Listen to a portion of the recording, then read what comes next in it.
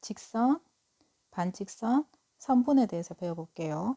우리가 직선이 만약에 한 점을 지난다고 하면 이 한 점을 지나는 직선은 여러 개가 있잖아요. 근데 만약에 두 점을 지나는 직선은 오직 하나밖에 없는 거예요. 그럼 당연히 세 점을 지나는 것도 하나밖에 없겠죠.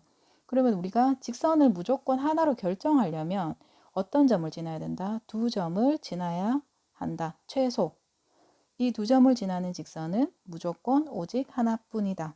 그래서 이 개념은 무조건 기억을 해둬야 됩니다. 그 다음 두 번째, 직선, 반직선, 선분에 대해서 배워볼 건데요. 우리가 직선이라고 하면 당연히 양방향으로 선은 이렇게 그어놨지만 양방향으로 계속 연장할 수 있는 걸 얘기하는 거거든요. 근데 우리가 초등학교 때는 이걸 배울 때 그냥 직선 AB 이런 식으로 했는데 이제는 중학교 와서는 기호로 나타내는 거예요. 그래서 양쪽 방향으로 직선이라고 이름 붙이면 방향이 양쪽으로 늘어나기 때문에 화살표로 양쪽 화살표로 표시하고 AB를 표시를 합니다. 그러면 얘는 AB하고 여기 보면 개념세네 BA하고는 같은 걸 얘기하는 거예요. 같은 직선이라고 얘기합니다. 그럼 두 번째, 이 기호는 당연하게 기억을 해둬야 되겠죠? 그 다음 반직선을 보면 반직선이 외울 게 있고 헷갈립니다. 별표를 치세요. 오늘은 반직선을 꼭 기억을 해야 돼요.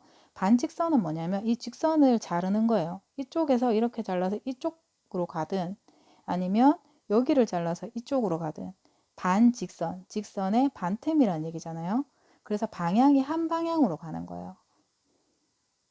방향이 한 방향. 그래서 이 친구는 AB는 만약에 지금 A에서 B로 갔잖아요. 그러면 AB를 적어주고 오른쪽으로 B쪽으로 방향 화살표를 그어주면 되는데 얘는 첫 번째 A라는 이 점은 어떻게 정하냐면 출발점을 얘기합니다. 시작점, 출발점.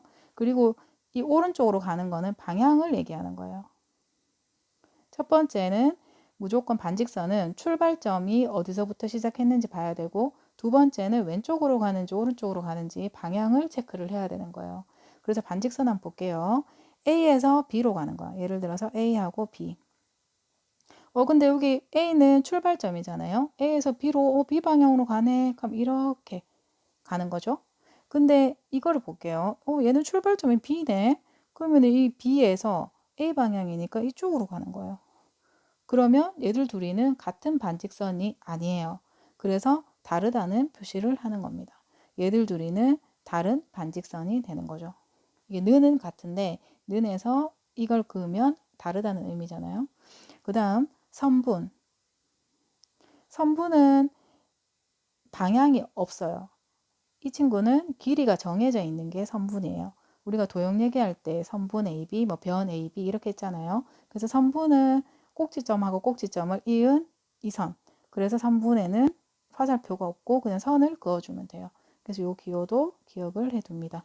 오늘은 이 세 가지를 기억하는데 제일 중요한 거는 보세요. 선분도 만약에 A에서 B로 가는 거, B에서 A로 가는 건 당연히 이걸로 같은 거리가 되니까 얘는 똑같은 표시가 되는 거죠. 그럼 여기서 기억을 해둬야 될 게 반직선. 반직선은 출발점과 방향이 다르면 다른 반직선이라는 거예요. 그래서 밑에 적어줍니다. 출발점과 방향이 같아야 같은 반직선이 되는 거예요.